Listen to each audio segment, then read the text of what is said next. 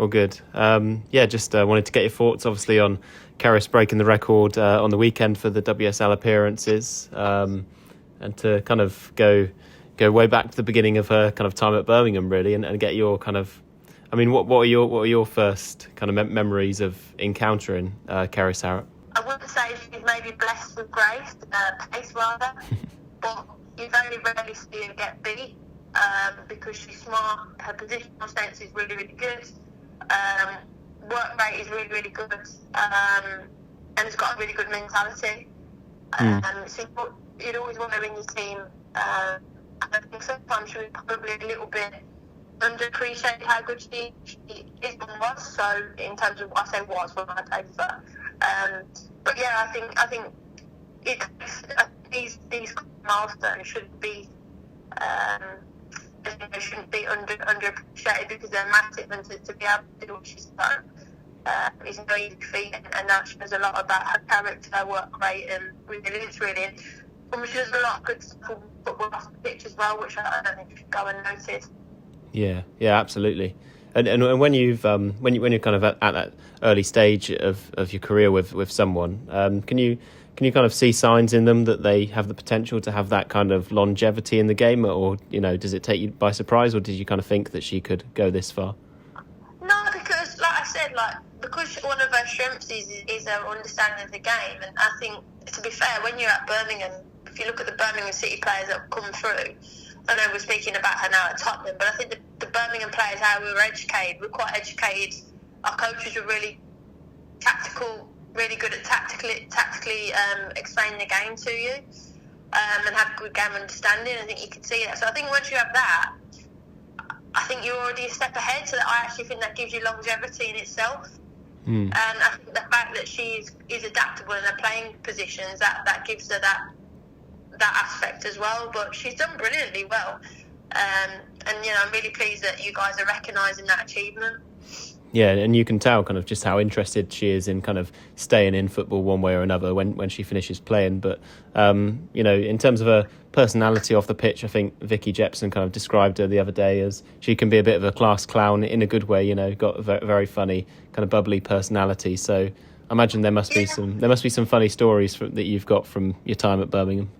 She's definitely got some good banter, but equally she can be serious as well. So yeah, she was great to have in the dressing room, but she could also, good leader as well, when there was times to kind of knuckle down and, do the simple things really, really well. Kez was really good at that, and she was a good leader, and someone I really admired a lot, and someone I continue to admire what she's doing both on and off the pitch. And it's a massive asset to Spurs that she's in your corner. And yeah, I think she's done a tremendous job, and comes up with some good goals as well, good from set pieces. That's a really good left foot, technically good. But yeah, I think she's had a brilliant career, and it's still not over, which is exciting. And she got a lot of experience, didn't she? Kind of playing at a young age. Because I was talking to David Parker the other day. He's in Beverly Hills now, but I was on the phone to him, and he was saying how she was playing in the Champions League semi-finals for Birmingham at a young age, and obviously for us now to have that kind of experience for our younger players at Tottenham has only got to be beneficial, hasn't it?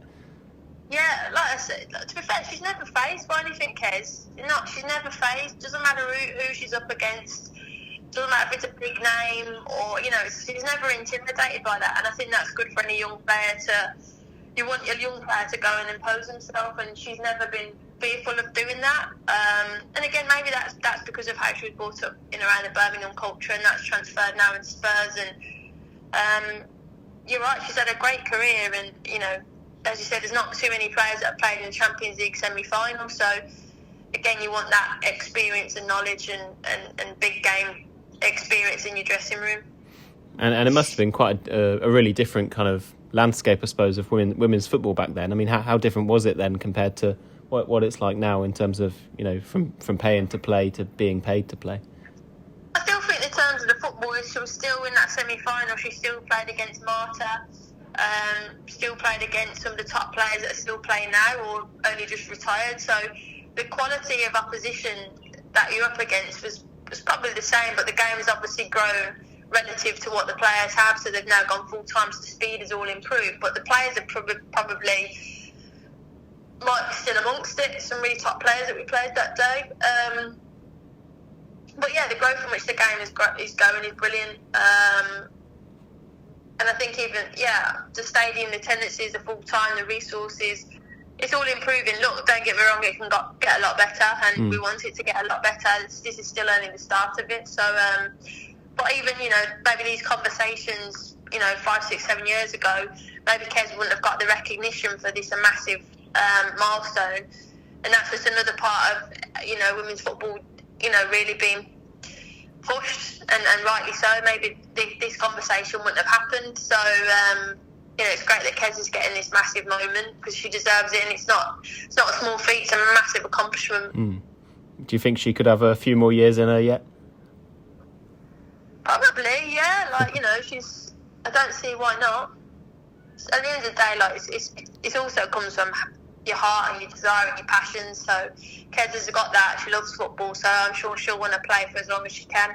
And are there a kind of increasing number of opportunities for female footballers when you finish playing football, in terms of what you go to do it in the industry? Obviously, like you're still very involved in the sport without being a player. So.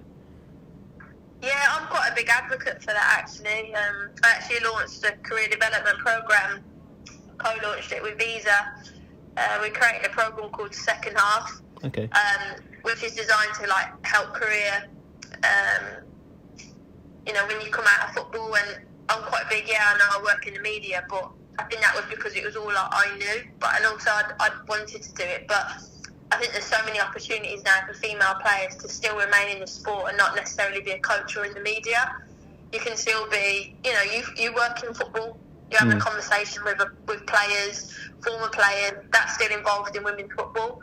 And I think there's maybe when you're in the bubble of play, you don't realise there's other opportunities out there. So I think the world's their oyster for players, but, there's more opportunities than just coaching and media. Yeah. Yeah, of course. All right. Well, appreciate you taking the time to talk, Karen. Thank you very much. No problem.